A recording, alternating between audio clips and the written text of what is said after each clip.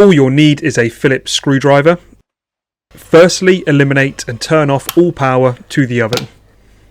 If your oven is in a recess, remove the screws found at the front and gently pull your oven out.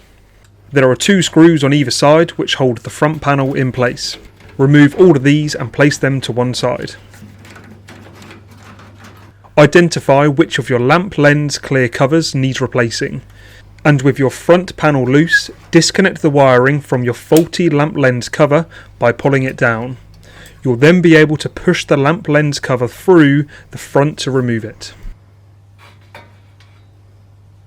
Ensure your new lamp lens cover is the correct way round before inserting it in the oven front panel. The swirl needs to be at the front and the hold needs to be at the back. Then reconnect the wiring by pushing up. You'll hear a noticeable click once it's correctly in place. Then rescrew the 2 screws either side that connect the oven casing to the front panel. And that's it, your new lamp lens clear cover is all set to go.